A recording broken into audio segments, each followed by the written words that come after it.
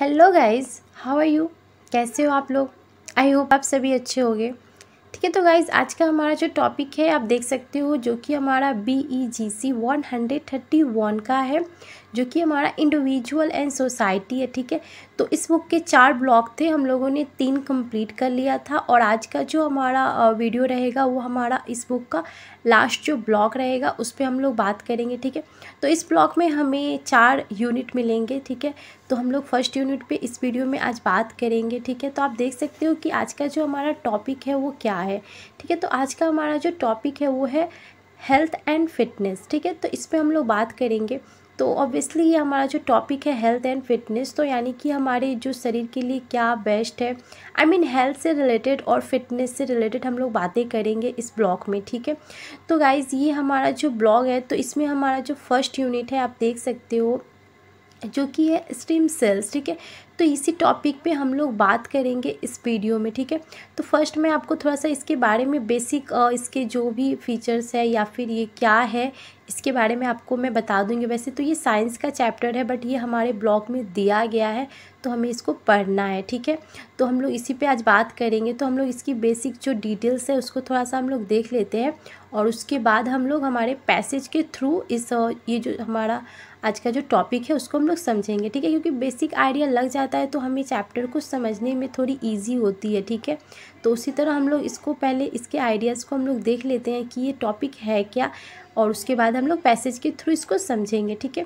तो आप देख सकते हो कि स्टेम जो सेल होते हैं वो क्या होते हैं। ठीक है, तो यहाँ पर सब इसका इंट्रोडक्शन हम लोग देख लेते हैं। जैसे कि इंट्रोडक्शन में आप इसको देखते हो तो stem cells are the body raw material cells from the which all other cells with the specialized functions are generated under the right conditions in the body are the elaborate stem cells divided to form some more cells called daughter cells। ठीक है, तो ये जो हमारा ये जो sales होते हैं ना, जिसे कोशिका आप बोल सकते हो, हम लोगों ने साइंस में पढ़ा होगा। ओके, जो लोग 10th तक तो पढ़े होंगे तो उसमें तो ऑब्वियसली ये रहता है, ये वाला हमारा चैप्टर। तो ये हमारा थोड़ा इसको मतलब अच्छे से डिटेल में हमें इसमें पढ़ने को मिलेगा कि एक्चुअली जो ये स्टीम सेल्स होते हैं वो होते क्या है।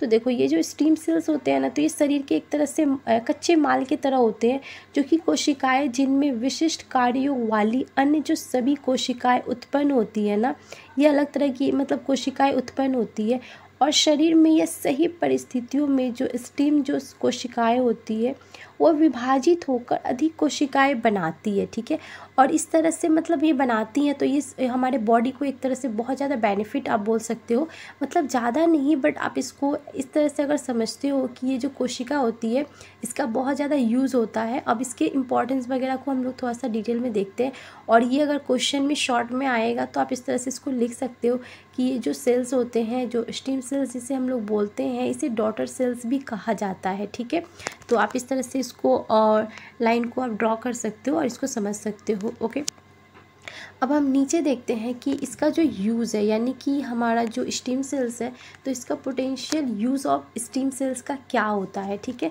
तो हम लोग फर्स्ट इसमें से मैंने 3 को कलेक्ट किया है। ठीक है, आप और भी लिख सकते हो बट हम लोगों ने जस्ट बेसिक इसको समझने के लिए लिया है। ठीक है, तो फर्स्ट पॉइंट में अगर आप देखते हो तो इसका यूज़ अगर हम लोग देखते हैं तो grow new cells in the laboratory to the replace damaged organs are the tissues। Okay, तो ये जो हमारा कार्य करता है यानी इसका जो यूज़ होता है, इस तरह से आप समझ सकते हो कि जो क्षतिग्रस्त यानी कि जो मतलब जो ऑर्गन्स होते हैं ना, जो अंग होते हैं ना, जिनका यूज़ एक तरह से मतलब कि अच्छे से नहीं हो पाता है, तो उसके लिए मतलब ये लोग प्रयोगशाला में ना नई कोशिकाओं को विकास करते हैं और एक तरह से मतलब टेक्निक से ये लोग ये जो अंग काम नहीं करते हैं तो उसका ये लोग मतलब उसको अच्छे से प्रिपेयर करके जो डैमेज जो ऑर्गन्स होते हैं उसका ये लोग यूज़ कराते हैं। ठीक है, तो ये एक तरह का इसका यूज़ हो गया, इसका फ़ायदा हो गया।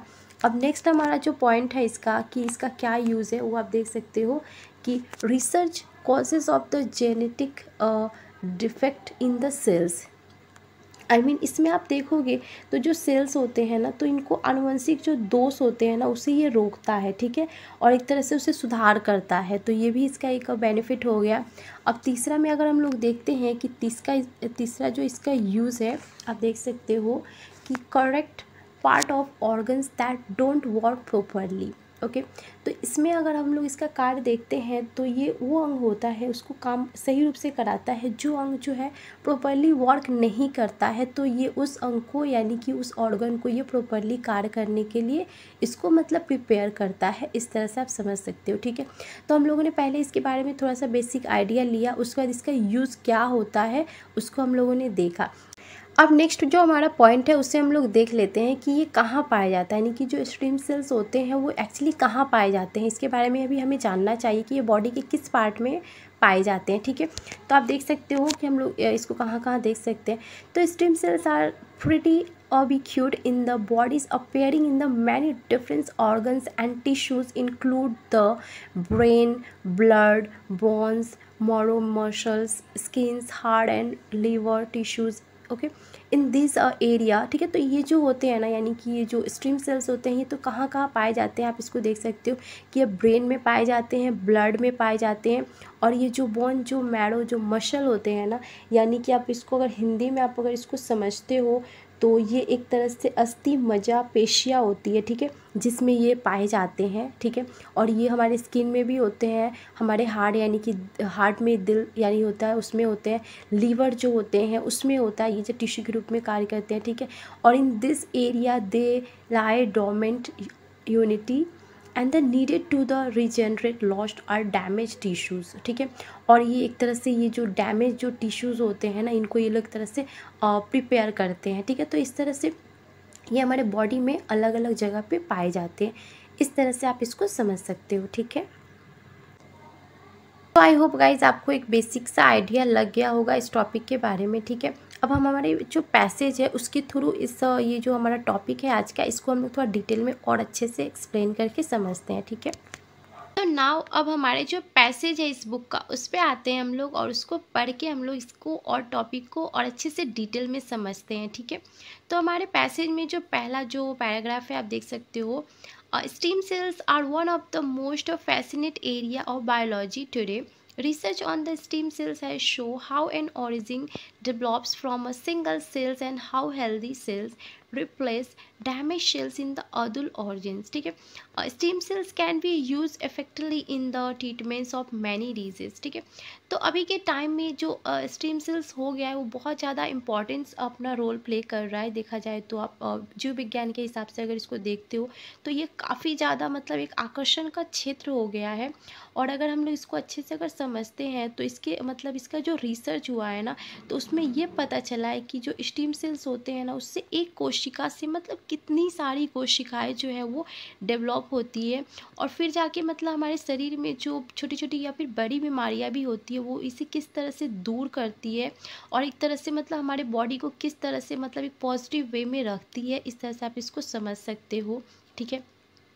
और इसके बाद अगर हम लोग देखते हैं तो इसका यूज़ जो है, जैसे कि such cells based therapy are called the regenerative और द रिपेटिंग द मेडिसिन, ठीक है।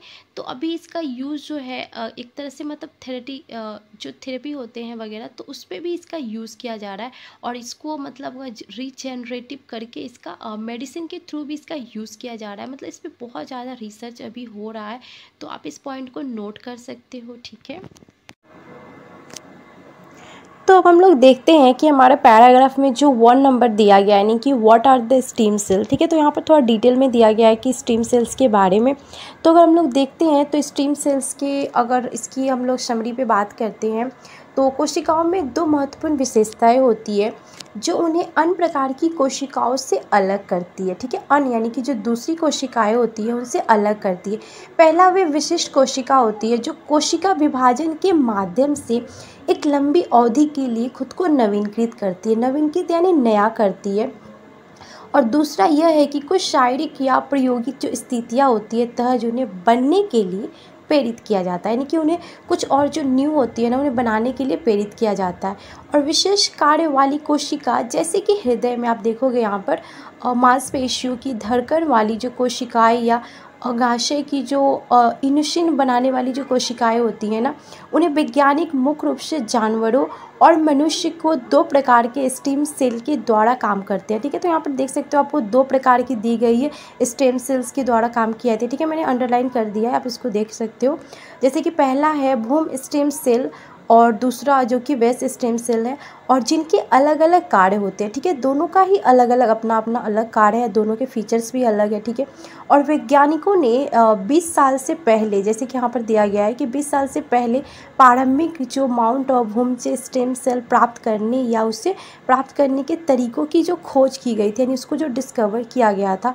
तो स्टेम सेल के जीव जो वैज्ञानिक यानी कि जो बायोलॉजिकल के जो हुआ था, तो वो कब हुआ था आप देख सकते हो, जो कि 1998 के में हुआ था, जो कि मानव भ्रूण के स्टेम सेल को अलग करने की प्रक्रिया को खोजी गई थी, ठीक है। तो ये 1998 में इसे खोजा, यानी कि इसको सर्च किया गया था, और प्रयोगशाला में कोशिकाओं को बढ़ाना वगैरह ये सब भी सीखा गया था उस टाइम, ठीक है। इन्हें मानव भ्रूण स्टेम सेल कहा जाता है, ठीक है।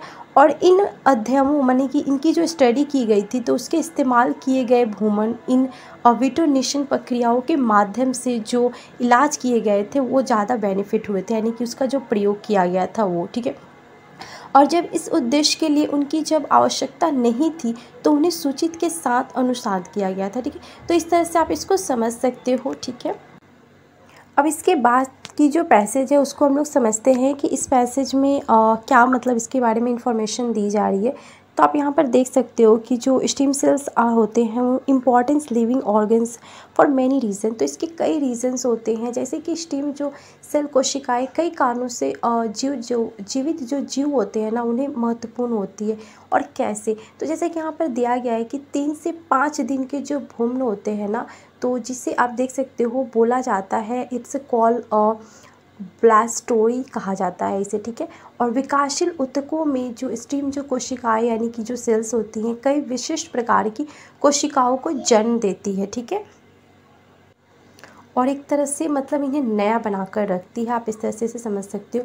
जो हृदय, जैसे कि यहाँ पर दिया गया हार्ट हो गया, या फिर फेफड़ा, त्वचा यानी स्किन और अन्य ऊतकों को बनाती है, ठीक है। और भी जो ऊतक होते हैं, यानी कि जो आप इस तरह से इसको स्टेम सेल्स जो होते हैं उन्हें बनाती है ये, ठीक है। टिश्यूज़ वगैरह जो होते हैं उसे ये बनाती है। और जो अस्थि मज्जा, यानी कि हम लोगों ने पीछे देखा था कि ये कहाँ कहाँ पाई जाती है, जैसे कि स्किन में पाई जाती है, ब्रेन में पाई जाती है, अस्थि मज्जा जो होता है उसमें ये पाई जाती है। तो उस हिसाब से जो मस्तिष्क के कुछ जो ऊतक होते हैं ना, तो स्टेम कोशिकाओं की असम आबादी उन कोशिकाओं के लिए प्रतिस्थापन उत्पन्न करती है, ठीक है। जो सामान टूट फूट कर या फिर जो चोट भी लग जाती है बीमारी के कारण जो नष्ट हो जाते हैं ना, यानी कि जिनका पूरी तरह से वो ख़त्म हो जाते हैं, तो वैज्ञानिक यानी कि साइंटिफिक यानी कि मानना है कि जो स्टेम सेल जो होते हैं, यानी कि भविष्य में इन द फ्यूचर में किसी समय का जो, जैसे यहाँ पर रोग का नाम दिया गया है, आप यहाँ पर देख सकते हो, यहाँ पर 3 रोग का नाम दिया गया है। पहला है पैंकिसन रोग जो कि डिजीज़ है, और मधुमेह यानी कि आप देख सकते हो डायबिटीज़ जिसको हम लोग इंग्लिश में बोलते हैं, और जो हार्ट डिजीज़ होती है यानी कि जो हृदय से संबंधित जो बीमारियां होती है उसके इलाज में ये एक तरह से बहुत ज़्यादा उपयोगी साबित होगा, यानी कि इस पर और ज़्यादा रिसर्च वगैरह जो है वो चल रही है, ठीक है। अब इसके बाद में अब हम लोग देखते हैं कि दे वांट टू स्टडी, ठीक है। तो उन्हें स्टडी जैसे कि करना क्यों चाहिए या फिर क्यों करना चाहिए इस टॉपिक पे, तो ताकि वे अपने आवश्यक गुणों के बारे में जान सके, और उन्हें विशेष शेल प्रकार से अलग बनाता है। ये जो शेल होते हैं ना, ये उन्हें अलग बनाता है, इसे जानना जरूरी होता है। जैसे जैसे वैज्ञानिक यानी कि जो साइंटिफिक होते हैं, साइंस वगैरह जो होते हैं, स्टेम सेल के बारे में अधिक ज़्यादा सीखने लगे, यानी कि जो जो साइंटिस्ट हैं वो इसके बारे में और ज़्यादा अधिक जानने लगे हैं, और जो सेल्स होते हैं ना उनका उपयोग करना संभव हो रहा है, यानी कि उसका अब उसके बारे में आप ज़्यादा नॉलेज लोगे तो बेसिकली उसके बारे में आपको ज़्यादा और ज़्यादा नॉलेज मिलेगी, तो आप उसका यूज़ और ज़्यादा कर सकते हो। ना केवल जो सेल्स होते हैं ना आधारित उपचार में, बल्कि नई जो दवाई यानी कि जो मेडिसिन हो गया या फिर और भी जो चीज़ें हो गई उसमें आप इसका यूज़ कर सकते हो, और उसमें जो रोग होते हैं उन्हें दूर करने के लिए आप उसका यूज़ कर सकते हो, ठीक है।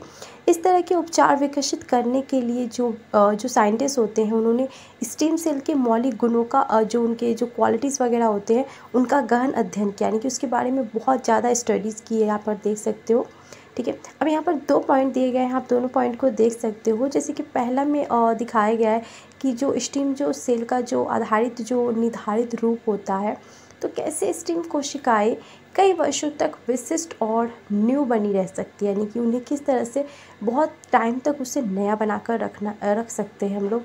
और उन्हें संकेतों की पहचान करना, यानी कि उसको किस तरह से हम लोग आइडेंटिफाई कर सकते हैं जो स्टेम सेल को विशेष सेल बनने का कारण बनती। अब गाइज हमारा जो लास्ट ये जो पैराग्राफ है, यानी कि जो पैसेज का दिया गया है, उसको हम लोग समझ लेते हैं कि सेकंड पैराग्राफ में इसके बारे में क्या बताया जा रहा है।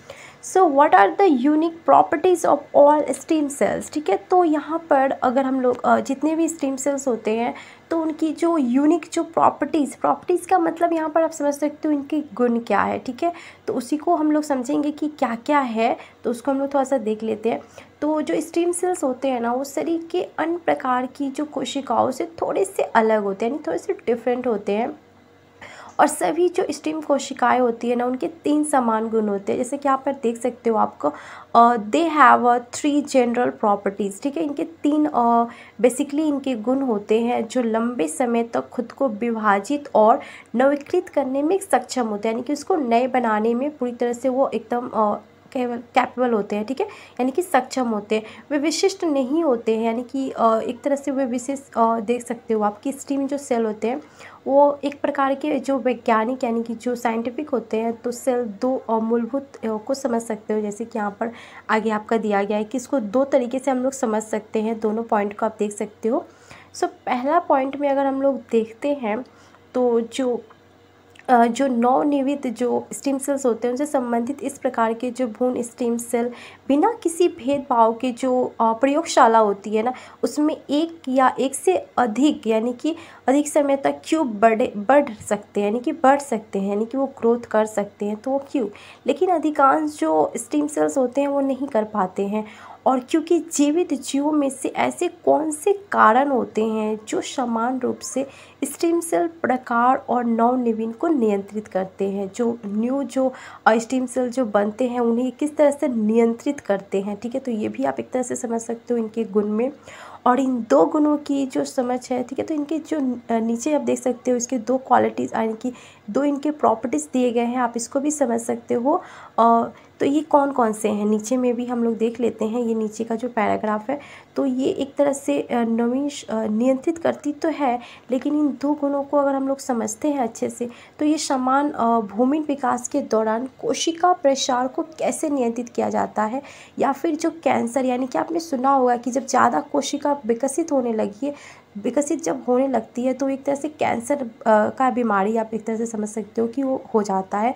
तो ये एक तरह से अच्छा नहीं होता है। तो ये ले जाने वाले जो असामंजस्य किस तरह से रोका जा सकता है इसके थ्रू, तो कोशिका विभाजन को कम करना महत्वपूर्ण होता है। ठीक है, और इस तरह की जानकारी जो होती है, यानी कि ये सब जो नॉलेज है वो जो साइंटिस्ट होते हैं वो एक तरह से कलेक्ट किए हैं और अधिक जो कुशलता से विकसित करने में, यानी कि एक तरह से एक तो पॉजिटिव वे में इनको किस तरह से बनाया जा सके प्रयोगशाला में, इसको दिखाने के लिए विशिष्ट उसके बारे में और ज़्यादा नॉलेज वो ले रहे हैं। ठीक है, और सेकेंड में आप देखते हो कि स्टेम सेल्स के जो मूलभूत जो गुण है, यानी कि उनके जो प्रॉपर्टीज़ जो गुण है, या एक तरह से इनमें से कई जो ऊतक होते हैं ना, तो संरचना नहीं हो रही है, जो इसे शरीर के माध्यम से जो रक्त जो होते हैं ना, हृदय जो मांसपेशियां हम लोग जिसके बोलते हैं, तो उनके अणुओं को ले जाने के जैसे विशेष कार्यों को करने की अनुमति देते हैं, यानी कि वो उन्हें अलाउ करते हैं। और रक्त वाहन के माध्यम से, यानी कि जो ब्लड फॉलो होता है ना, तो वहाँ से ये एक तरह से ऑक्सीजन को ये रेफ़र करते हैं। और लाल जो रक्त का निकाय होती है ना, अन्य कोशिकाओं को विद्युत रासायनिक संकेत जो शरीर के स्थानांतरित करने या बोलने की जो अनुमति देती है ना, उसे एक तरह से ये देखते हैं और एक तंत्रिका कोशिका की तरह ये काम करते हैं। ठीक है, और निर्दिष्ट स्टेम कोशिका विशेष कोशिकाओं को जन्म देती है, जिसमें हृदय की मांसपेशिका कोशिकाएं, रक्त कोशिकाएं आप देख सकती हो यहाँ पर सारे इंग्लिश में दिए गए हैं। ठीक है, तो इनको किस तरह से ये समझती हैं और इनको ये किस तरह से शामिल करके एक अच्छे से इनको बनाती है। ठीक है, तो इस तरह से आप इसको समझ सकते हो। अब लास्ट का जो हमारा लाइन है उसको हम लोग थोड़ा सा देख लेते हैं। तो जो कि हमारा है इसमें आपको आप समझ सकते हो इसको कि जो विशिष्ट कारण या विशिष्ट जो स्टेम कोशिकाओं को विशिष्ट बनाने रखने के लिए अनुमति देती है। और वे जो साइंस होते हैं ना, कहते हैं कि बहुत रुचि रखते हैं और जो कई वर्षों की परीक्षण यानी कि उसको अच्छे से वो लोग डिस्कवर करके उसको खोजते हैं और तिथि के प्रयोग में उसको विकसित करते हैं। और इसके बारे में और भी ज़्यादा डिटेल जो है अभी भी जो साइंटिस्ट जो साइंस वगैरह जो करते हैं यानी कि जो रिसर्च वगैरह इस पर हो रही है वो लोग और ज़्यादा इसके बारे में नॉलेज को कलेक्ट कर रहे हैं कि किस तरह से हम लोग इसको किस तरह से एक तरह से अच्छे वे में इसको हम लोग यूज़ किया जाए। ठीक है, तो इस पर और ज़्यादा रिसर्च होती है। तो ये साइंस का चैप्टर है गाइस, तो हमारे सिलेबस में दिया गया है, तो हम लोगों ने इसको थोड़ा बेसिकली अच्छे से इसको समझा। ठीक है, इस टॉपिक के थ्रू। ओके गाइस, तो आप देख सकते हो यहाँ पर हम लोगों ने आज इस टॉपिक को कंप्लीट किया है और आई होप आपको ये वीडियो अच्छा लगा होगा और कुछ मिस्टेक हुई हो तो सॉरी फॉर दैट। एंड अगर आपको और ज़्यादा डिटेल चाहिए तो वैसे तो हम लोगों ने इसमें अच्छे से कवर कर लिया है। ठीक है, तो अब इसकी बात की जो यूनिट है हम लोग नेक्स्ट वीडियो में करेंगे। ओके, तब तक के लिए अगर आपको वीडियो अच्छा लगे तो please like and comment and please subscribe my channel guys. And thanks for watching this video guys and bye, take care.